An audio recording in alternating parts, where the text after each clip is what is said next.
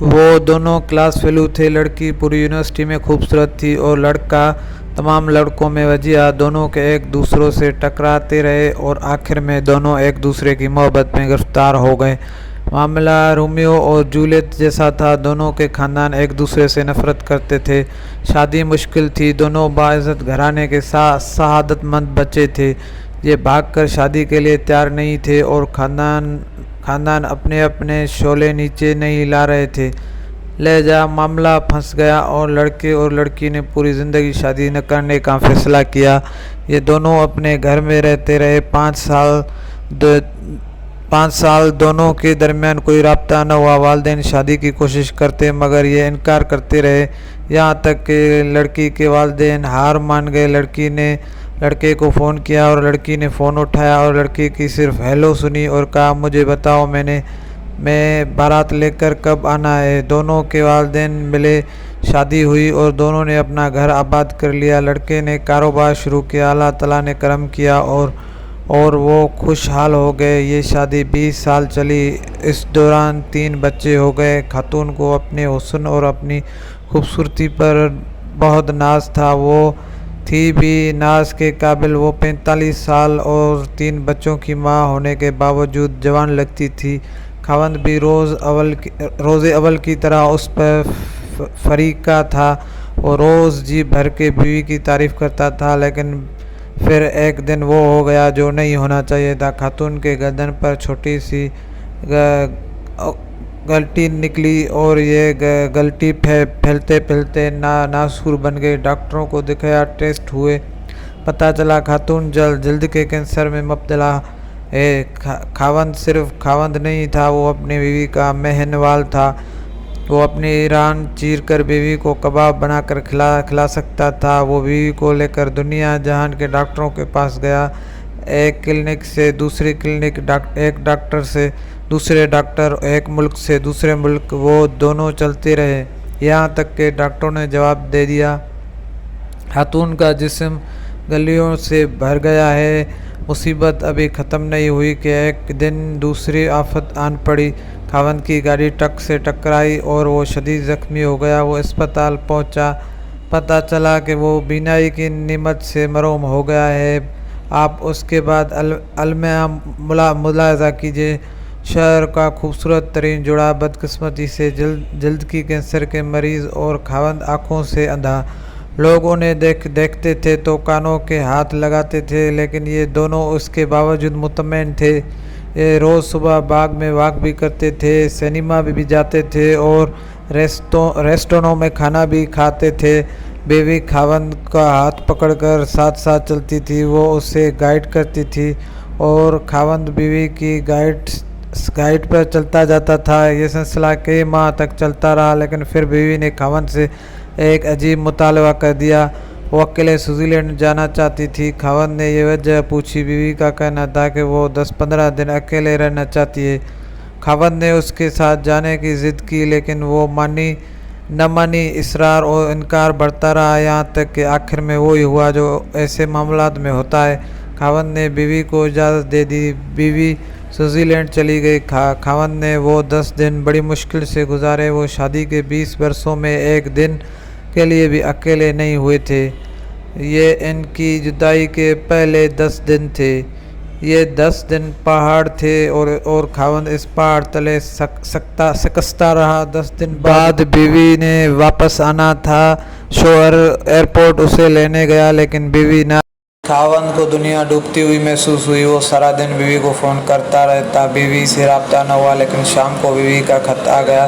وہ ان کے بیٹے نے پڑھا۔ وہ خط صرف خط نہیں تھا، وہ ایک تحریر قیامت تھی اور پورا خاندان اس تحریر قیامت کا شکار ہو گیا، ہوتا چلا گیا۔ میں اس قیامت کی طرف آنے سے قبل آپ کی دنیا کا ایک خوفناک لیکن دلچسپ حقیقت بتاتا چلوں۔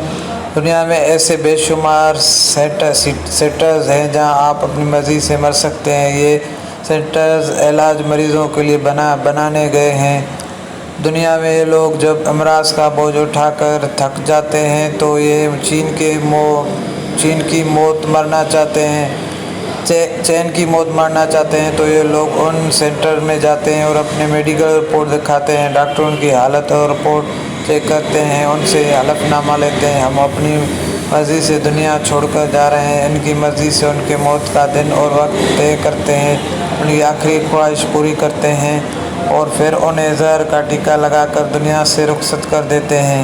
یہ عمل طبی زبان میں یوتھانائز یعنی آسان موت کہلاتا ہے۔ یہ دنیا کے 7 ممالک میں قانونی ہے اور اتنے ہی ملکوں میں اس کی اجازت کے لیے بحث چل رہی ہے۔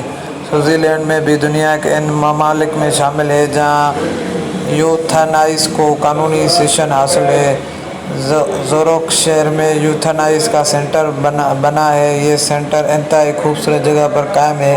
سینٹر کے کمرے پہاڑوں، آبشاروں اور جھیلوں کے کنارے بنائے گئے ہیں۔ مریض بیڈ پر لیٹ کر زندگی کی آخری صحبتیں اور شائن دیکھتے ہیں۔ آخر میں مہربان ڈاکٹروں اور نرسوں کے ہاتھوں میں زندگی کی سرحد پار کر جاتے ہیں۔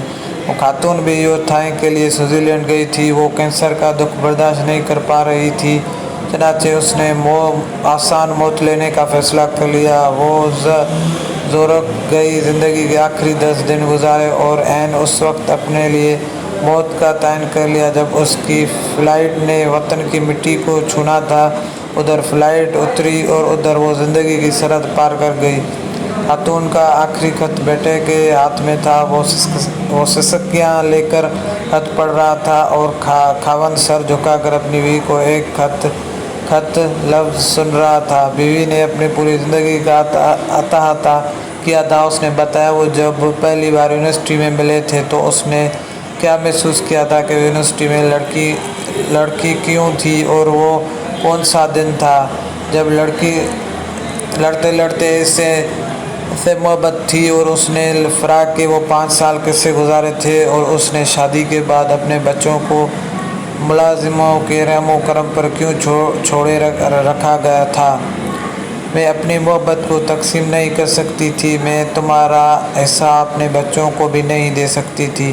اس نے 20 سال کی ازدواجی زندگی کن مسرت اور سرشاری میں گزارے اور پھر جب اسے پھل گھٹی نکلی تو انہوں نے کیا محسوس کیا۔ وہ خود کو روز بروز بدصورت ہوتا ہوا دیکھتی تھی تو اس کے دل پر کیا گزرتی تھی۔ وہ قدرت کا یہ فیصلہ بھی سہ چکی تھی، لیکن پھر عجیب واقعہ ہوا۔ آپ نے پہلے بچے بورڈنگ اسکول میں بھیج دیے تھے۔ میں جانتی تھی کہ آپ نے یہ فیصلہ کیوں کیا۔ آپ نہیں چاہتے تھے کہ میرے بچے مجھے اس حالت میں دیکھیں اور پھر میں ان کی آنکھوں میں اپنے لیے ترس دیکھوں۔ پھر آپ ملازموں کو رشوت دیتے تھے اور وہ روزانہ کوئی نہ کوئی شیشہ توڑ دیتے تھے۔ میں آپ سے شیشہ لگوانے کا کہتی تھی، آپ ہنس کر ٹال جاتی تھی۔ یوں آہستہ آہستہ گھر کے سارے آئینے غائب ہو گئے۔ آپ نہیں چاہتے تھے کہ میں آنکھوں سے اپنی بدصورتی دیکھوں۔ بات آ کر یہاں تک رکی تو بھی میں برداشت کر جاتی، لیکن آپ نے آخر میں عجیب کام کیا۔ آپ نے ایکسیڈنٹ کیا اور خود کو اندھا ڈکلیئر کر دیا۔ میں جانتی ہوں آپ کی آنکھیں ٹھیک ہیں، آپ مسلسل 6 ماہ سے اندھے پن کی ایکٹنگ کر رہے ہیں اور میں یہ بھی جانتی ہوں کہ آپ نے ایسا کیوں کیا ہے۔ آپ نہیں چاہتے تھے کہ میرے دل میں ایک لمحے کے لیے یہ خیال آئے میں آپ کو بدصورت دکھائی دے رہی ہوں یا آپ کی آنکھوں میں اپنی بدصورتی کو پڑھ لوں۔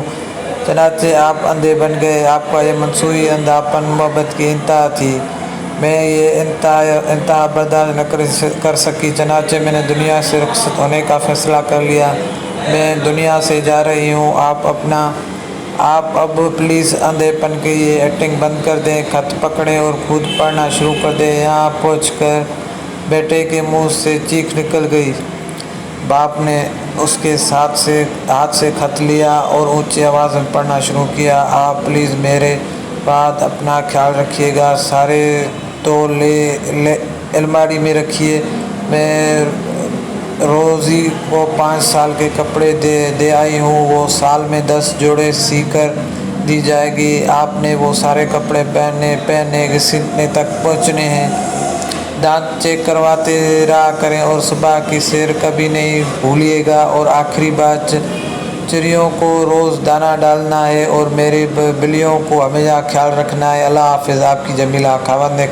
خاوند نے خط طے کر کے جیب میں رکھا اور چڑیوں کے دانے کا ڈبہ تلاش کرنے لگا۔